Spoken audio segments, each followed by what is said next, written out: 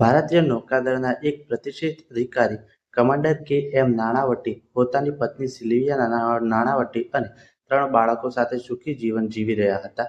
નાણાવટી પોતાની ફરજના કારણે ઘણીવાર દરિયામાં લાંબા સમય સુધી રહેતા હતા. નાણાવતીની ગેરહાજરી દરમિયાન સિલ્વિયાની મુલાકાત એક ધનિક અને અવિવાહિત વેપારી પ્રેમ આહુજા સાથે થઈ. શરૂઆતમાં બંને વચ્ચે મિત્રતા હતી, પરંતુ સમય જતાં આ મિત્રતા પ્રેમ સંબંધમાં બદલાઈ ગઈ. કેટલાક મહિનાઓ સુધી આ સંબંધ ચાલુ રહ્યો. જ્યારે નાણાવટી સાહેબને શંકા થઈ, ત્યારે તેમણે પોતાની પત્નીને સત્ય કહેવા માટે કહ્યું. ત્યારે તેમની પત્નીએ કોઈ પણ ગીત વગર આખરે 27 એપ્રિલ 1959ના રોજ સિલ્વિયાએ કબૂલ કર્યું કે તેઓનો પ્રેમ આહુજા સાથે સંબંધ હતો. આ વાત સાંભળીને નાણાવટીને ભારે માનસિક આઘાતમાં આવી ગયા. તેઓ ખૂબ જ દુઃખી અને ગુસ્સે થયા, પરંતુ તેમણે તે સમયે કોઈ હિંસક વર્તન કર્યું નહીં. બીજા દિવસે નાણાવટીએ પોતાની પત્ની અને બાળકોને મુંબઈમાં એક સિનેમા હોલમાં ફિલ્મ જોવા મૂકી દીધા. ત્યારબાદ તેઓ પોતાની નૌકાદળની જહાજ પર ગયા અને સત્તાવાર કારણ બતાવીને એક રિવોલ્વર અને કેટલીક કારતૂસ લીધા. રિવોલ્વર લઈને નાણાવટી સીધા પ્રેમ આહુજાના નિવાસ સ્થાને પહોંચ્યા. ત્યાં તેમની વચ્ચે વાતચીત શરૂ થઈ. નાણાવટીએ આહુજાને પૂછ્યું, શું તમે સિલ્વિયા સાથે લગ્ન કરશો અને મારા બાળકોની જવાબદારી લેશો?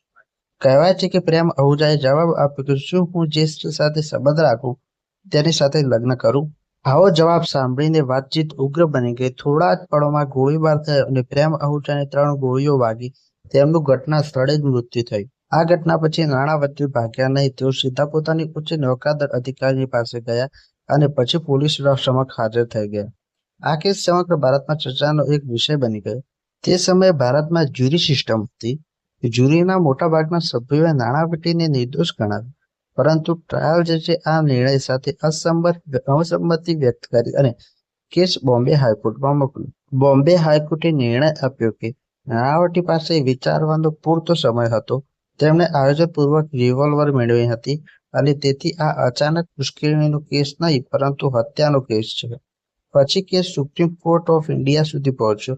સર્વોચ્ચ અદાલતે પણ બોમ્બે હાઈકોર્ટનો નિર્ણયને યથાવત રાખ્યો અને નાણાવટીને હત્યાના ગુનામાં દોષી ઠેરવ્યો. આ કેસે ગ્રેવ એન્ડ સડન પ્રોવોકેશનના સિદ્ધાંતને સ્પષ્ટ કર્યો, જ્યુરી સિસ્ટમની ખામીઓને ઉજાગર કરી. ભારતમાં જ્યુરી સિસ્ટમના અંતનું એક મહત્વનું મુખ્ય કારણ બન્યું.